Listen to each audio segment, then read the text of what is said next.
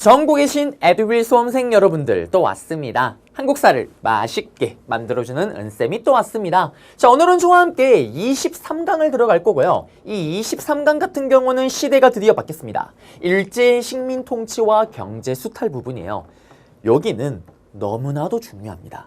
시험 출제율이 사실상 100%라고 보시면 되고요. 그리고 만약에 여러분들이 이번 단원을 제대로 이해를 못하거나 대충 스킵을 해버렸다. 그러면 일제 식민 통치 전체를 헤매게 되는 거예요. 그래서 잘 잡으셔야 된다라는 거고. 자, 그러면 시험에는 어떻게 나오냐? 일단 우리는 식민 통치를 크게 세 시기로 구분할 거예요. 35년간의 일본의 지배를 3개 시기로 구분할 거고요. 각 시기마다 일본의 통치 스타일이 바뀝니다.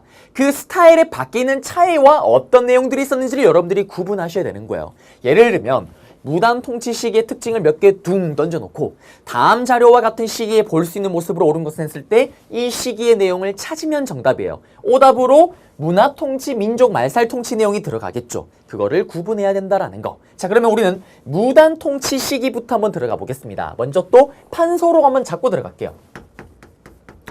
무단 통치 시기인데 이 시기는 언제냐면 우리가 흔히 1910년대에 했던 일본의 식민 통치라고 얘기를 해요.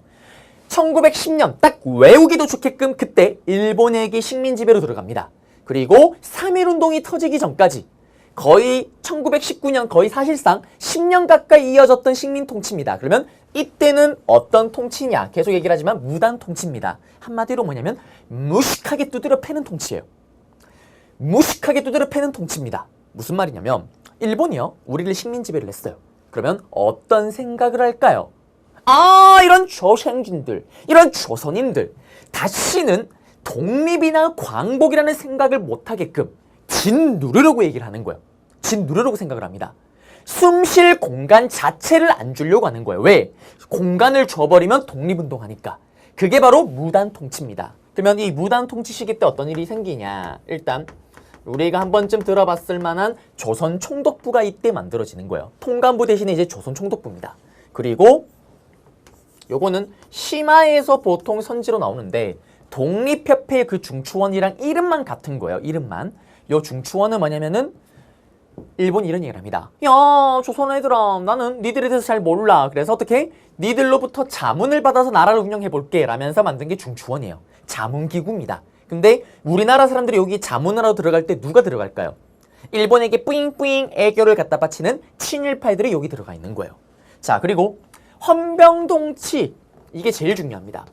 무단 통치 안에서 가장 제일 중요한 거, 헌병경찰제도라는 게 바로 이때 실행이 되었다라는 거. 자, 경찰 앞에 뭐가 붙었어요? 헌병이라는 단어가 붙었잖아요. 남자분들의 또 심장이 바운스 뛰기 시작을 합니다. 이 헌병이 뭐예요? 군인의 경찰입니다. 자, 군인이에요. 헌병이. 그럼 뭐예요? 경찰이 지금 군인이래요. 이거는 무슨 말일까요? 조선이라는 나라를 군대 다루듯이 조선 사람들을 군인 다루듯이 다루겠다라는 게 바로 헌병경찰 제도입니다. 그러면 이 헌병경찰은 어떤 일을 하냐면 일반적인 일도 하지만 이들에게는 엄청난 혜택을 줍니다. 어떤 혜택을 주냐? 바로 길을 가다가 조선인이 범죄를 저질렀다. 그러면은 법정이고 경찰이고 갈 필요가 없어요. 경미한 범죄 같은 경우는 그 즉시 결례를 묻을 수가 있습니다. 무슨 말이냐? 길을 가다가 야, 은동진 너 일본 욕했지? 그러면 그 자리에서 즉시 결례를 물을 수가 있는 거예요. 근데 결례를 물을 때 어떤 결례를 물을 수가 있냐? 퇴형령이라는 혜택도 줍니다. 이거는 뭐냐면요. 자, 경미한 범죄자 같은 경우는 헌병경찰이 잡아서 임의로 자기가 벌을 줄 수가 있는데 그 벌 줄 수 있는 것 중에 하나가 퇴형령이 있는 거예요. 두드려 패는 겁니다. 너 일본 욕했지? 그냥 때리는 거예요. 그 다음에 또 실제로 기록에 보면 이런 기록이 있습니다. 일본 헌병경찰이요. 귤을 사러 간 거예요. 귤 하나 주세요. 귤을 샀습니다. 귤이 신 거예요. 귤이 그러면 씨죠. 씨자마자 어떻게 해? 너 이런 걸 파니? 때립니다. 그 다음에 또 일본 경찰이요. 실제로 술을 먹고 과음을 하고 술에 안 깬 나머지 일반 가정집에 들어가요. 그러면서 술 기운의 사람들을 두드려 팹니다. 그리고 나서 그 다음날 조집 우리 일본 욕했어 라면서 두드려 팼다라고 얘기를 합니다. 그게 바로 이 시기예요. 숨 쉴 공간 자체를 안 줍니다. 무단 통치의 가장 대표적인 제도가 바로 이 헌병경찰 제도다라는 거. 요거 기억하셔야 되겠고요. 그 다음에 또 들어가 볼게요. 자, 일기니까, 일기 식민 통치니까 이때 또 어떤 내용이 들어가냐면 1차 조선 교육령이라는 내용이 들어갑니다. 이거는 뭐냐면 멍청 교육이에요. 고등교육을 안 시킵니다. 왜? 똑똑하면 독립운동하니까. 그래서 딱 자기들이 부릴 만큼만 가르치는 게 1차 조선 교육령이에요. 우미나 교육이라고 얘기를 합니다. 그 다음에 헌병경찰 제도와 함께 당시 일본의 사악한, 이 무식하게 두드럽혔던 무당 통치의 가장 잔인한 면모를 또 보여주는 게 하나가 더 있습니다. 그게 뭐냐면 칼을 차고 다녀요. 누가? 교원, 그 다음에 공무원, 학교 선생님이나 동사무소에 계시는 공무원들이 칼을 차고 다니는 거예요. 무슨 말이냐? 이런 칼입니다. 이런 칼을 차고 다니는 거예요. 여러분들 생각을 해보세요. 학교 선생님이 칼을 차고 다닙니다. 그리고 여러분들이 지각을 했어요. 지금 같으면 너 왜 지각했는데? 벌점! 수행평가 마이너스 시킬 거야. 그게 아니라 너 왜 지각했니? 목에 이렇게 칼을 들이대는 거예요. 행복해요? 너무나 무섭습니다. 트라우마가 생기는 거예요. 이게 무단통치 컨셉입니다. 공포정치라고 얘기를 하죠. 무슨 말이냐? 여러분들은 그래도 나이가 좀 있으니까 그렇다 쳐도 만약에 생각을 해보세요. 초등학생한테 진짜 생칼을 목에 들이댄다고 생각을 해보세요. 얼마나 무서울까요?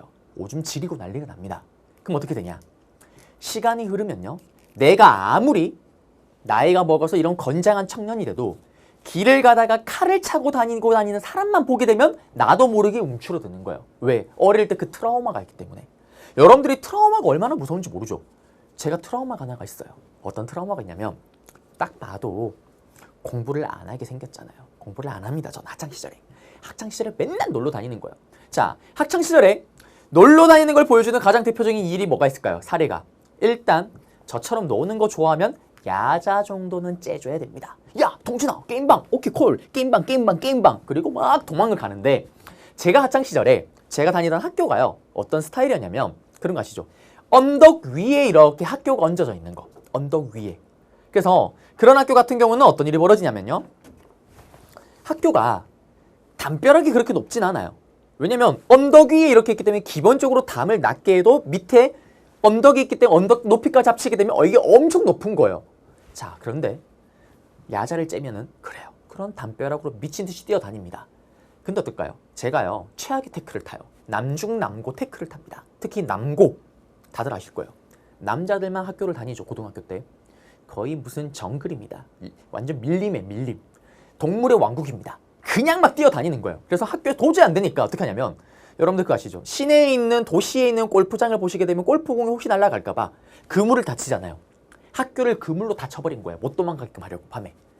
그럼 어떡해? 우리는 항상 그런 위기 속에서도 새로운 돌파구를 찾아야 됩니다. 그 돌파구가 뭐냐면 언덕 위에 있는 부분의 담벼락은 기본적으로 높기 때문에 거기는 그물을 안 쳤던 거예요. 왜? 사방을 닫혀버리면 학교가 너무 답답하잖아요. 그래서 거기로 도망을 가야 됩니다. 근데 그냥 뛰어내리면 죽어요. 엄청 높기 때문에. 근데 제가 다니는 학교가 골목이고 또 밤이 되면 어떻게 되면 거기에 트럭들이 주차를 많이 했어요. 그럼 어떻게 도망갈까요? 그렇죠. 감이 오죠. 뿅뿅 2단 점프로 도망을 갑니다. 그날 또 어김없이 동진아 게임방 콜 그리고 어떻게 넘나 신나게 도망가다가 너무 신이 난 나머지 제가 실수로 발을 헛디디는 바람에 그대로 떨어져요. 그리고 어떻게 되냐? 응급실에 실려갑니다. 그리고 그때 응급실 의사가 이런 얘기를 하죠. 와, 자기 의사 생활이 한 20년 만에 양다리 깁스는 처음 본다고. 제가 그날 양다리 깁스를 했습니다. 그리고 그 다음날 어떻게 되냐? 무슨 재벌 총수처럼요. 휠체어를 타고 학교에 등교를 합니다. 친구들을 이렇게 끌어주면서. 선생님이 차마 저를 혼내지는 못하더라고요. 그러면서 제가 진짜 고생을 했던 기억이 있는데 그리고 나서 어떻게 되냐? 대학생이 됐습니다. 그리고 꿈에 그리던 드디어 첫 연애를 시작을 했어요. 연애의 꽃, 연애의 하이라이트가 또 뭡니까? 아, 또 놀이공원 정도는 또 가줘야 돼요. 놀이공원을 딱 가서 사랑하는 님과 함께 롤러코스터를 타려는 순간 충격에 빠집니다. 높은 데 딱 올라가서 롤러코스터 딱 타려고 하는데 다리가 안 움직이는 거예요. 저도 모르는 사이에 고소공포증이 생긴 거예요. 트라우마가 생긴 겁니다. 몸이 반응을 안 해요. 가고 싶어도. 그래서 결국 어떻게 됐냐? 비싼 자유이용권을 끊었는데 어떻게 뭔가를 타긴 타야 되잖아요. 그래서 회전목마 번복하면 탑니다. 사실 제가 그 전까지는 바이킹도 타고 이런 거 엄청 좋아했었거든요. 타지를 못하겠더라고요. 그러면서 어떻게 되냐? 전 자신 있게 얘기를 할 수 있습니다. 우리나라 전체 인구 중에 제가 회전목마만큼은 상위 5% 이내로 섹시하게 탈 자신이 있어요. 자, 이게 트라우마 공포 정치입니다. 어릴 때 그런 식으로 트라우마를 안기는 거예요. 이게 바로 일본의 가혹한 무단 통치를 보여준다라는 거. 그래서 여기 내용 하나 잡아드렸고요. 자, 그 다음에 시험에 나면 그럼 어떻게 나올까요? 보통은 헌병경찰제도 얘기가 많이 나와요. 또는 때린대요. 사람을 때린대요. 다음 같은 시기에 볼 수 있는 모습으로 옳은 것은 교원이나 관리가 칼을 찼다. 그 다음에 헌병경찰제도가 시행되었다. 태형령이 시행되었다. 1차 조선교육령이 시행되었다. 찾으면 정답입니다. 그런데 하나 더. 여기서 경제수탈을 좀 봐야 돼요. 일기 때.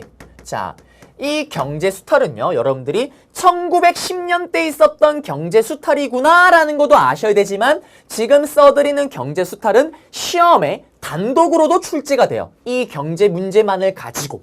자, 그러면 이때 경제수탈의 컨셉을 아셔야 됩니다. 컨셉이 뭐냐 이거예요.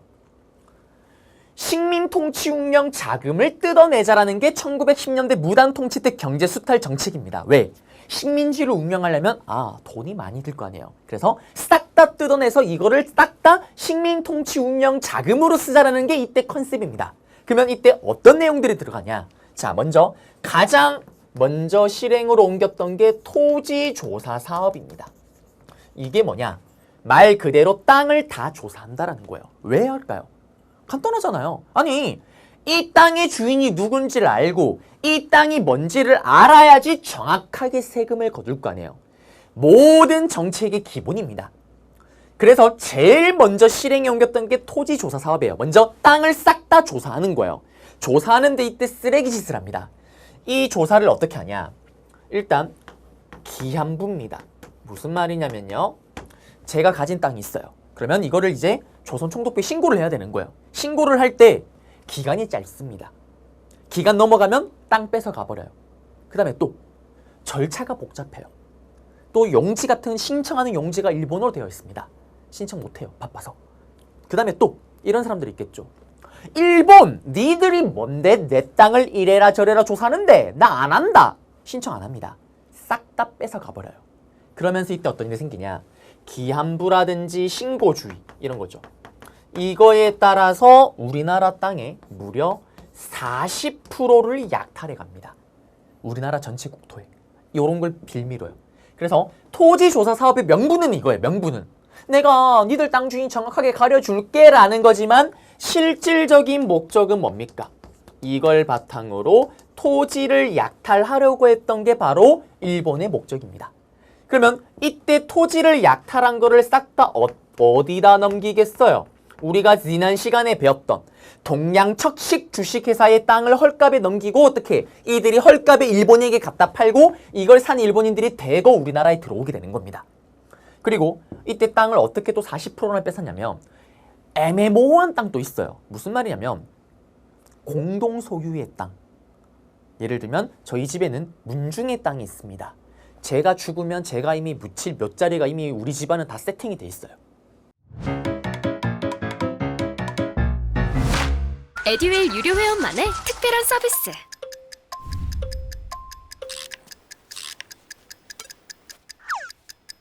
하치하차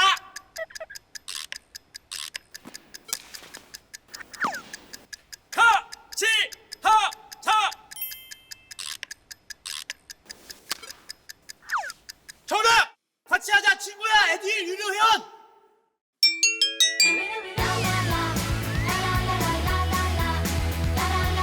친구 소개하고 현금 받는 혜택. 오직 에듀윌 유료 회원에게만. 에듀윌. 그런 산 같은 경우는 공동명입니다. 왜? 한 명이 가지고 있으면 만약에 내가 사업을 하다 망했다. 팔아버릴 수가 있잖아요.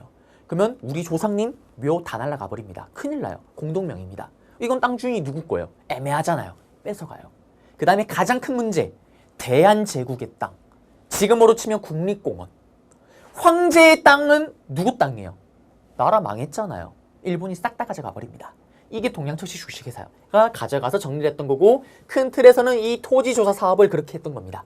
그리고 이거의 결과예요. 이제 그러면 이거의 결과 어떻게 될까요? 지세 땅을 다 뺐고 정확하게 땅을 다 조사했기 때문에 조선총독부가 땅에서 거두는 세금의 수는 늘어났다라는 거. 끝났죠. 그 다음에 또 경작권을 인정해주지 않는다라는 게 있어요. 이게 무슨 말이냐면 제가 가진 땅이 이만큼 있습니다. 수만 평을 가지고 있어요. 제가 농민들에게 땅을 빌려줬어요. 임대죠. 제가 지금 서울의 오피스텔에 수십 년 동안 월세를 내고 살고 있습니다. 맞죠? 자, 그런데 집주인이 만약에 바뀌었어요. 그러면 계약기간 안만큼은 제가 전 주인과 계약을 2년 했다. 근데 1년 딱 됐는데 주인이 바뀐 거예요. 그러면 새로 들어오는 주인은 저의 계약기간만큼은 보장을 해줘야 돼요. 1년 동안은. 이게 법으로 규정되어 있는 거예요. 그것처럼 땅을 빌려서 쓰면은 그 기간만큼은 경작권을 인정해줘야 돼요. 근데 조선은 관습적으로 제가 땅을 빌려받았어요. 지주에게 농사를 짓고 있습니다. 그러면 제가 죽고 나서 보통 특별한 얘기가 없어도 내 아들에게로 그 경작권이 넘어갔어요. 근데 일본 입장에서는 그게 문서화된 것도 아니고 엄청 지저분하잖아요. 굳이 인정해 줄 필요가 없는 거예요. 관습적인 경작권을 토지조사 사업의 결과 인정을 하나도 안 해줍니다. 하나도 안 해줘요. 그러면서 이때 땅을 잃어버린 농민들 어떻게 먹고 살 길이 막막하겠죠. 땅을 뺏긴 농민들 먹고 살 길이 막막하겠죠. 이때 전부 다 연해주와 만주로 넘어갔다라는 거. 자, 이게 토지조사 사업입니다. 시험에 나오면 어떻게 나오냐. 땅을 다 조사한대요. 조금 이따 사료를 또 보여줄 거예요. 사료를. 그래 놓고 다음 자료와 관련된 식민통치에 대한 설명으로 옳은 것은 경제정책에 대한 것으로 옳은 것은 조선총독부의 지세 수입이 증가하였다. 조선총독부의 토지 약탈을 하였다. 찾으면 정답이고. 맞죠? 요런 것들 찾으면 정답이고요. 끝났고 그 다음에 요걸 줬을 때 요거 내용 찾으면 또 정답이고요. 하나 더.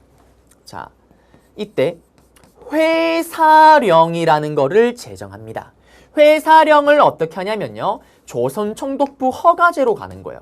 이게 무슨 말이냐. 이제 회사를 만들고 싶으면은 조선총독부의 허락을 맡아야 됩니다. 허락을 해줄까요? 안 해줄까요? 당연히 안 해주겠죠. 그럼 이제 어떻게 되냐. 조선 팔도에서는 동진이가 만드는 신발, 동진 슈즈 이런 것처럼 조선인이 만든 기업이 이제 1도 없게 되는 거예요. 1도 없습니다.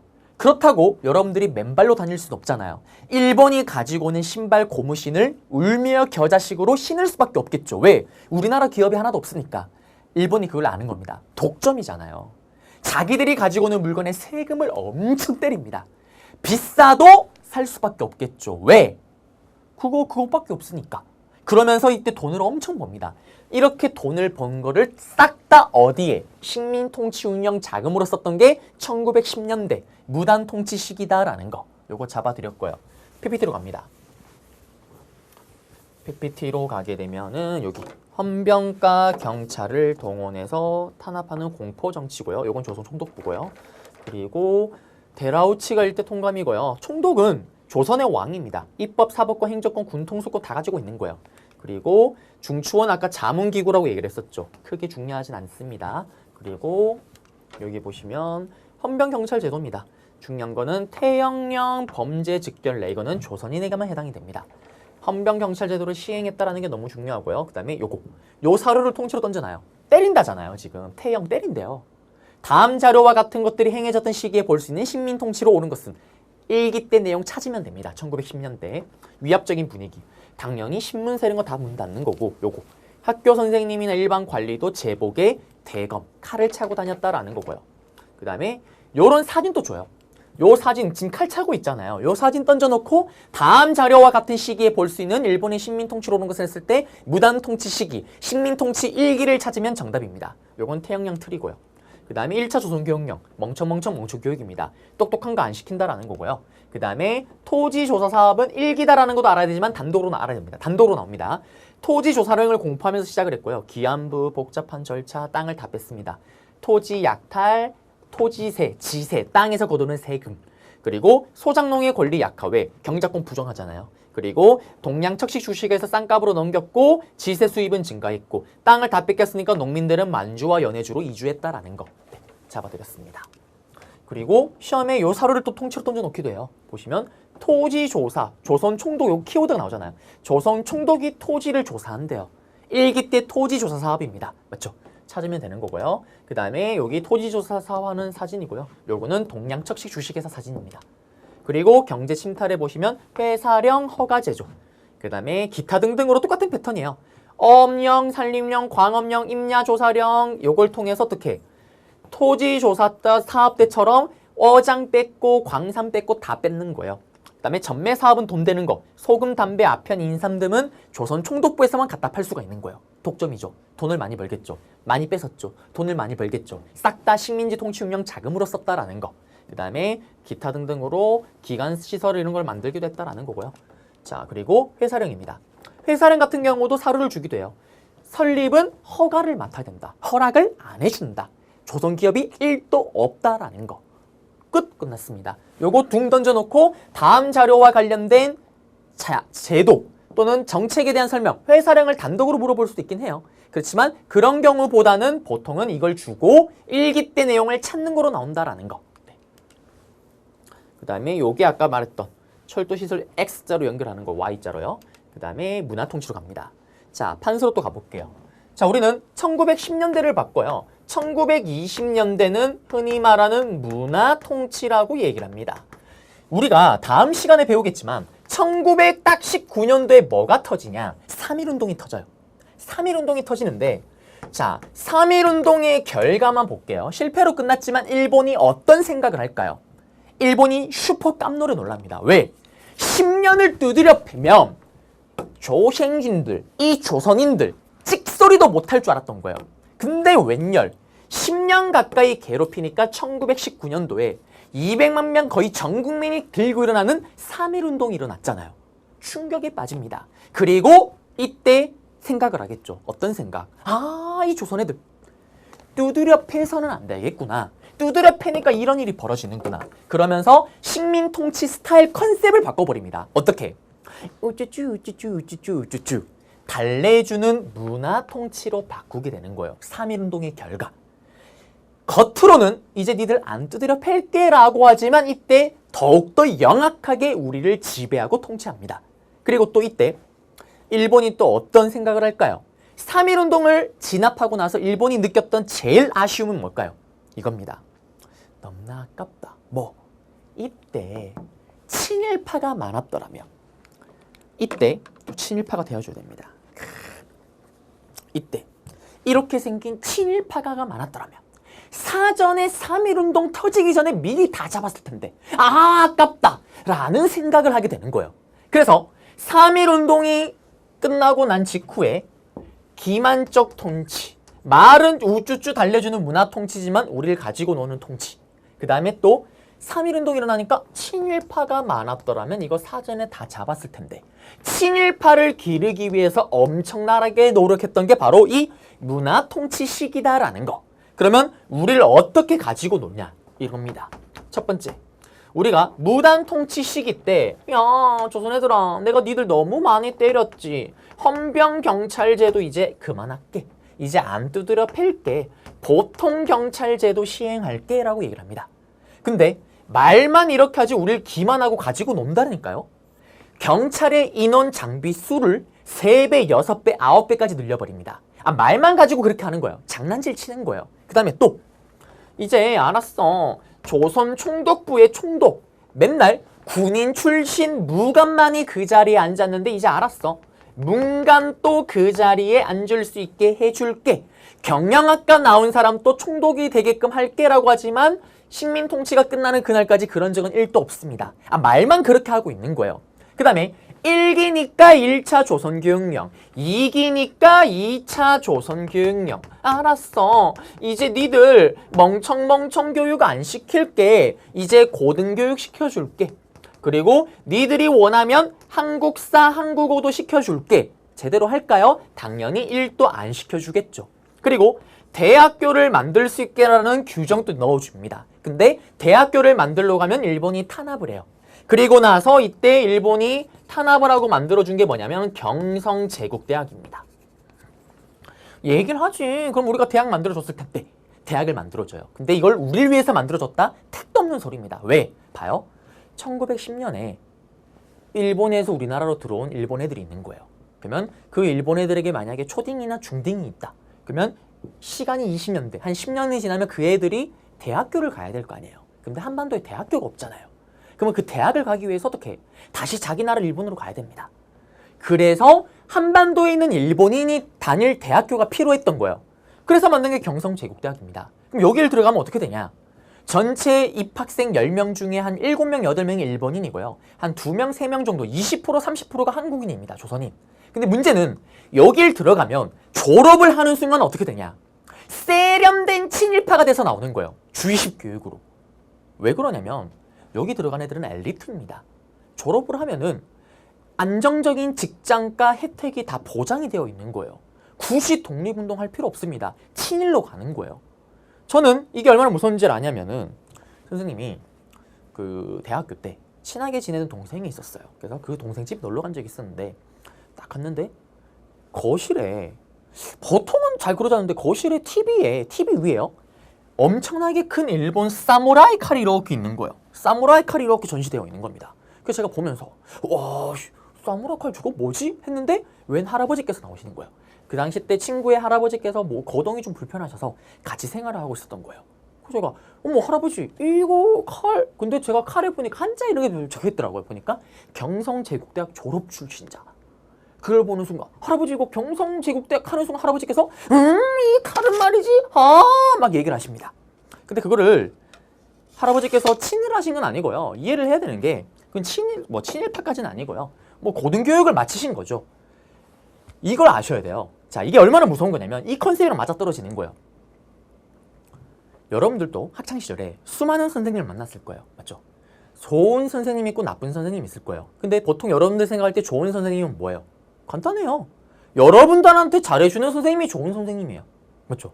여러분들 괴롭히거나 장난치거나 뭐라 했다. 죽을 때까지 보기 싫은 거예요.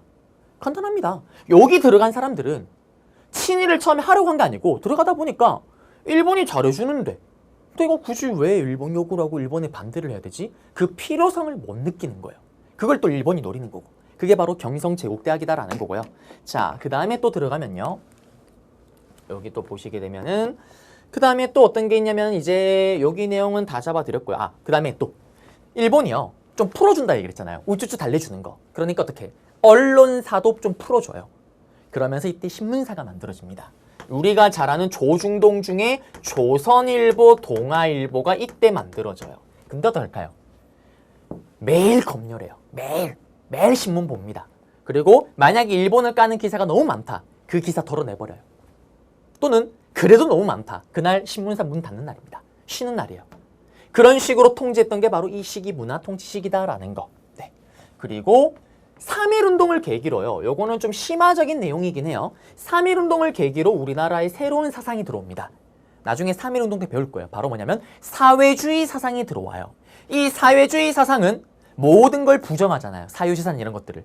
지배를 하고 있는 일본 입장에서는 불안한 사상입니다. 그 사상을 잡기 위해서 뭘 만드냐면 치안유지법이라는 제도를 만들어요.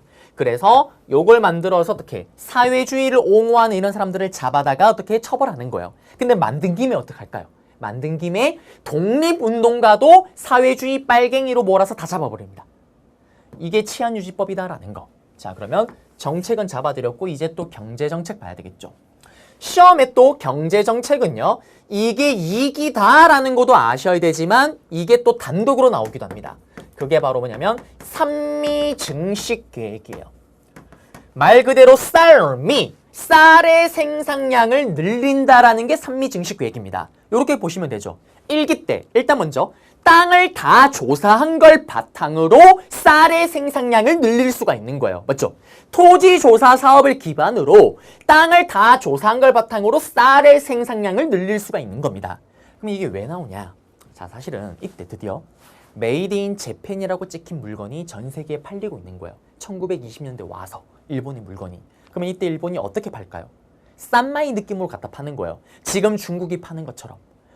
때밀이 수건, 손수건, 타올 전부 다 메이드 인 차이나잖아요.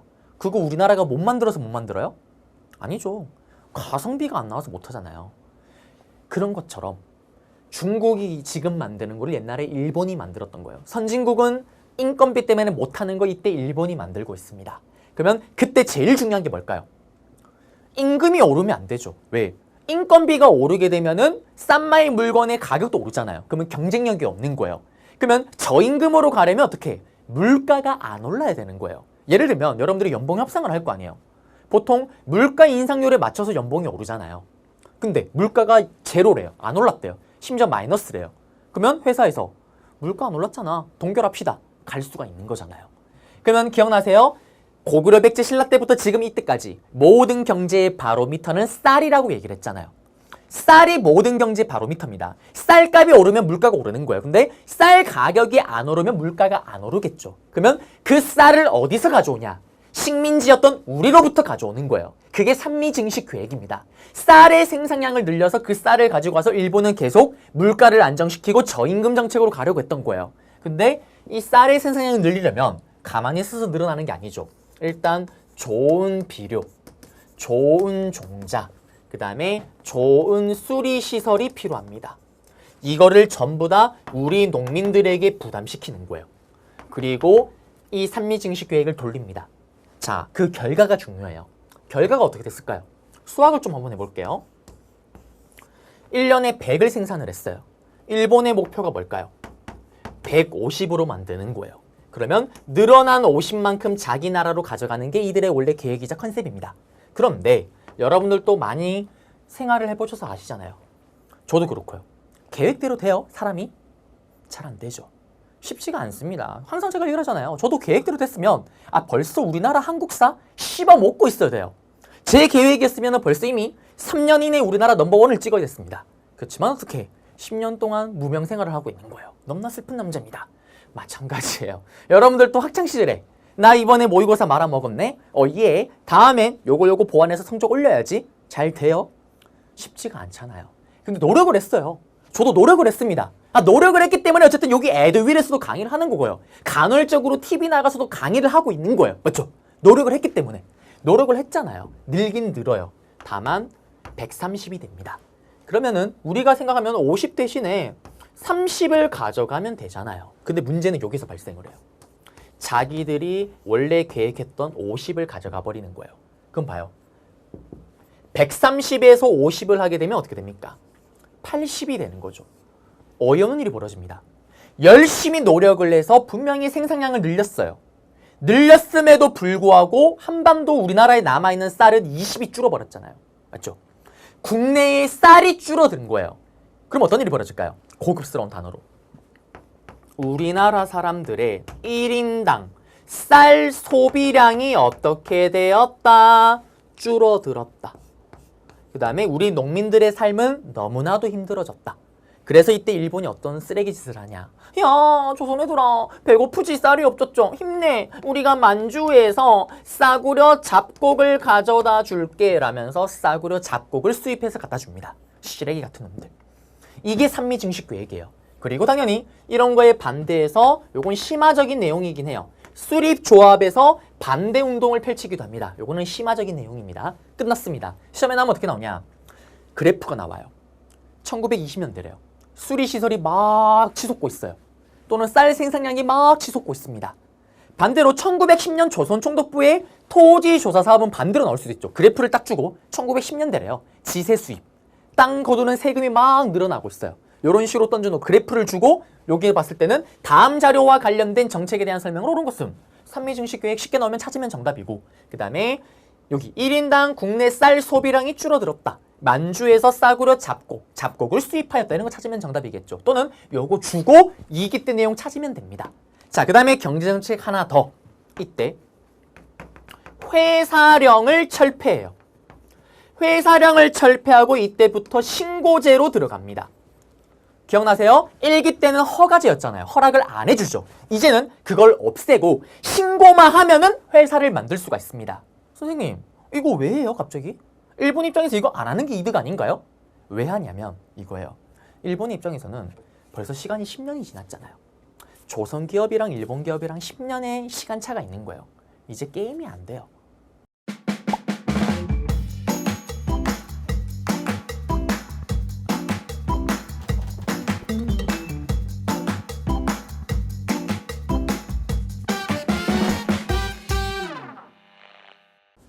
삼성이랑 동네 구멍가게랑 붙는 겁니다.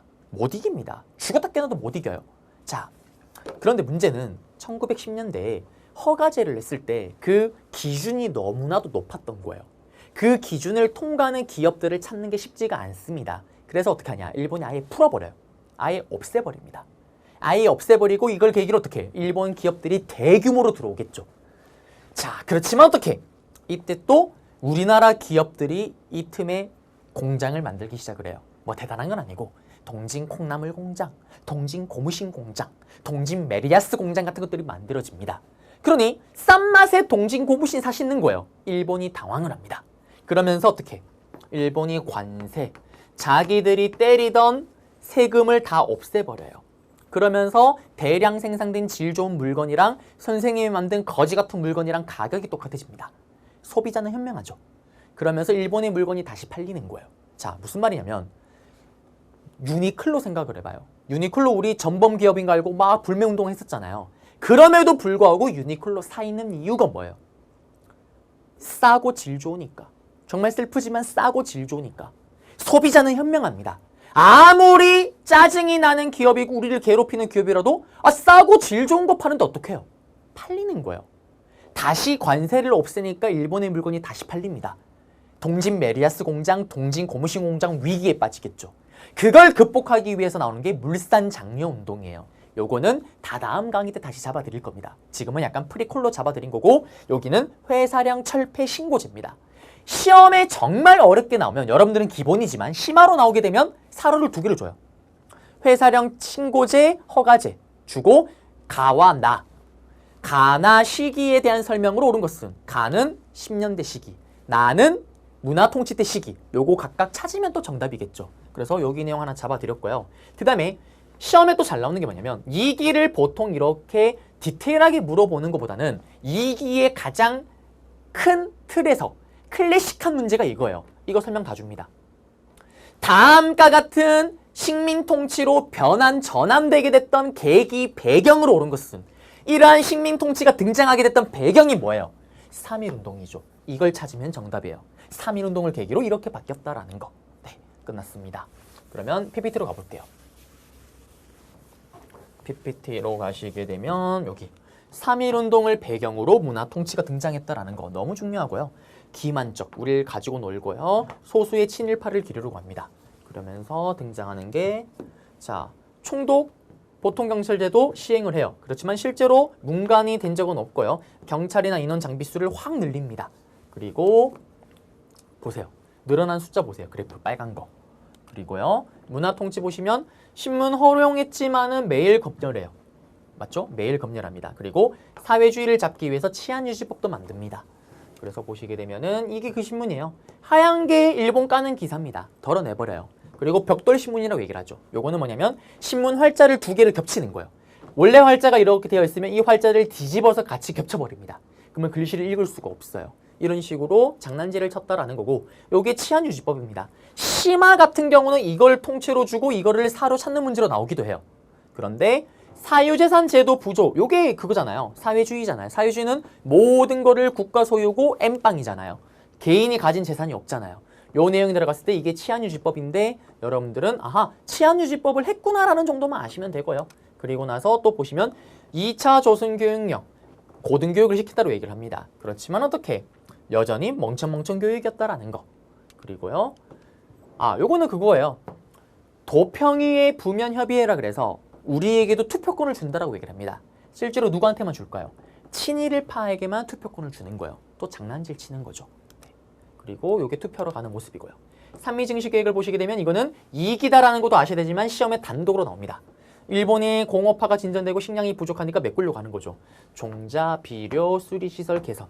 그리고 여기 수립조합 반대운동이 일어났고요. 그 다음에 수탈량은 계획대로 가져갑니다. 계획만큼 안 됐지만. 그러면서 국내 쌀이 부족해지자 만주에서 쌀고르 잡곡을 수입했다라는 거. 네, 요거만 하시면 되는 거고요. 그리고 나서 여기 그래프, 요 그래프를 준다 그랬죠. 쌀 생산량이 막 늘어나고 있는 거. 그리고 회사량 폐지입니다. 허가제를 신고제로 바꾸는 거예요. 그러면서 우리나라 기업들이 등장했습니다. 그렇지만 일본은 엄청난 기업들이 들어오고요. 우리는 영상 제조업이 등장을 했지만 물산 장려운동을 해야 될 만큼 위기에 빠졌다라는 거. 요거는 다다음 강의 때 잡아드릴 거고요. 관세 폐지입니다. 아까 얘기했잖아요.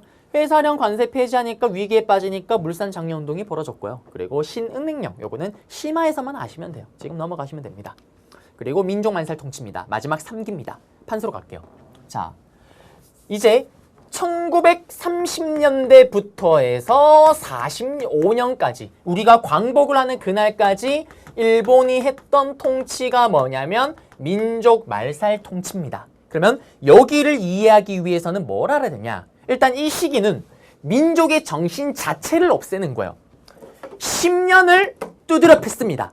그리고 3.1운동이 터지자 우쭈쭈 달래주는 거로 컨셉을 바꿨어요. 두드려 패고 달래주고 마지막에는 정신 자체를 지워버리는 거예요.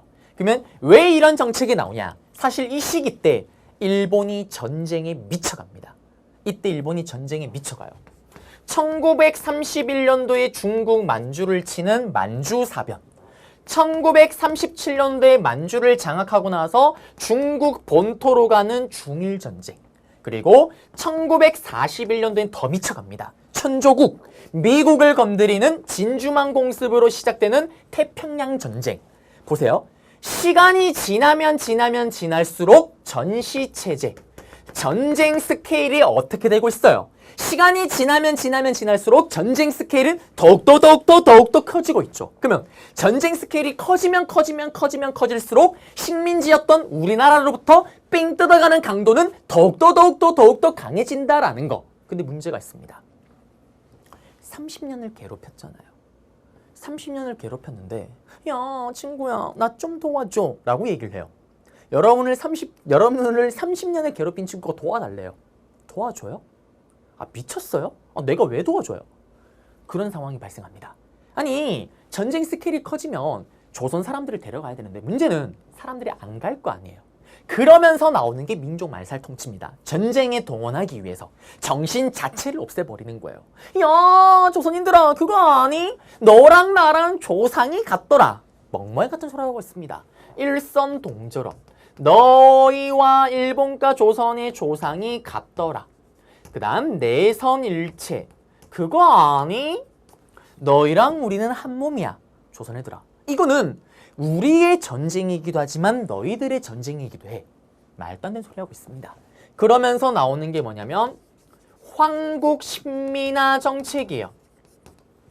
너희들은 자랑스러운 천황국가의 신민이다라는 황국신민화 정책을 펼치게 됩니다. 이 황국신민화의 정책의 결과 뭐가 나오냐면 먼저 황국신민서사라는 게 나와요. 나는 자랑스러운 천황제국의 신민으로서 이거 아침마다 외치게끔 합니다.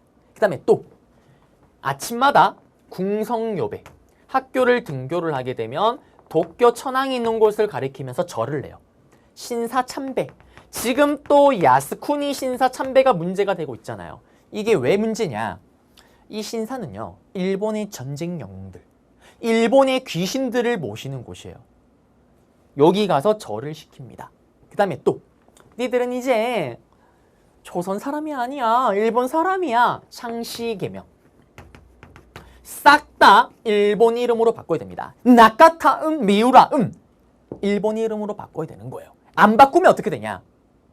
왕따 시킵니다. 누가? 학교 선생님이요. 학교를 가면은 학교 선생님이 애기를 일본 이름이 아니다, 이유도 없이 그냥 때려요.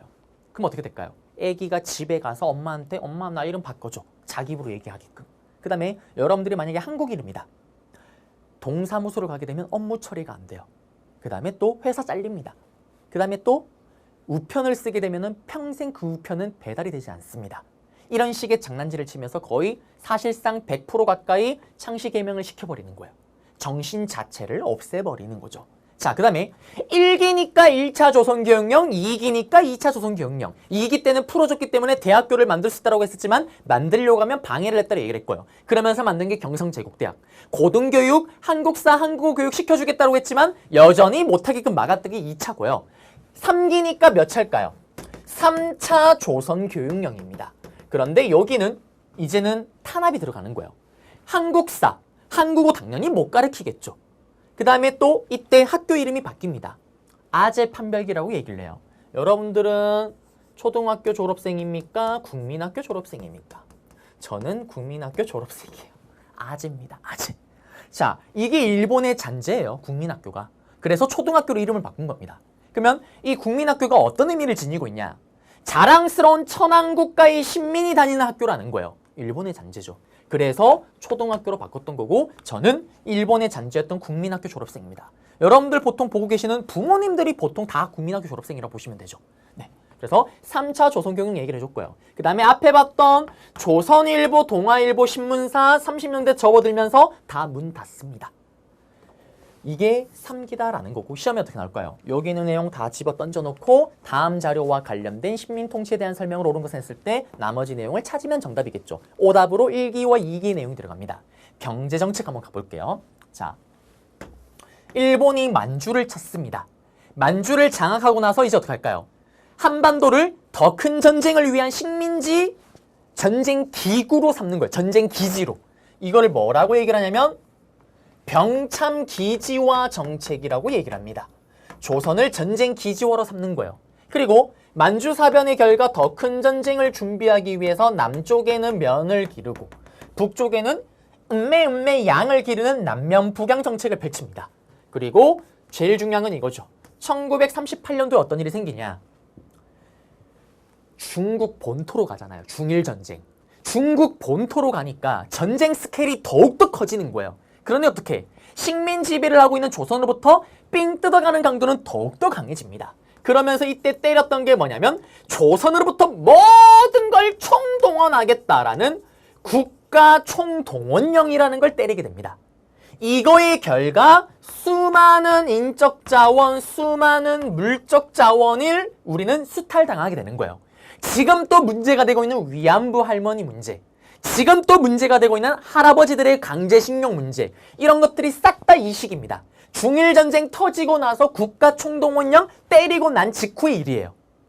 여러분들이 아시는 것처럼 위안부 문제, 그 다음에 강제징병, 강제징용, 나중에는 안 되니까 학도병, 학생들까지 전방에 총알바지로 보냅니다. 이런 자료들이 나왔을 때 이 시기가 되는 거고요. 물적 자원은 뭐냐면 이때 보시게 되면 다 뜯어가요. 가장 중요한 건 역시 전쟁이 터지면 제일 중요한 게 쌀이죠. 쌀. 쌀 공출제라고 얘기를 합니다. 쌀을 사고 파는 거는 조선 총독부만 가능해요. 그 다음에 식량 배급제라고 얘기를 합니다. 우리에게 굶어 죽지 않을 만큼만 쌀을 준다라는 거예요. 식량을 배급해 주는 거예요. 근데 실제로 어떻게 될까요? 굶어 죽을 만큼 주겠죠. 이때 일본 애들이 남긴 기록이 있어요. 어떤 기록이냐면 저는 그걸 보고 정말 충격을 받았었는데 당시 일본에 있던 도쿄에 살던 사람이 잠깐 한반도에 온 적이 있습니다. 여기 이 시기 때. 그리고 기록을 남긴 게 어떤 기록이냐. 처참하다 한국은. 봄에는 먹을 게 없으니까 풀을 뜯어 먹어요. 일단 봄에는 그래도 풀이 자라니까. 근데 문제는 시간이 지나면 그 풀도 다 뜯어 먹어버리니까 먹을 게 없는 거예요. 그 다음에 어떻게 하냐.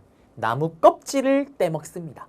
나무 껍질을 갈아서 국을 만들어 먹거나. 근데 문제는 겨울이 되면 나무 껍질도 없는 거예요.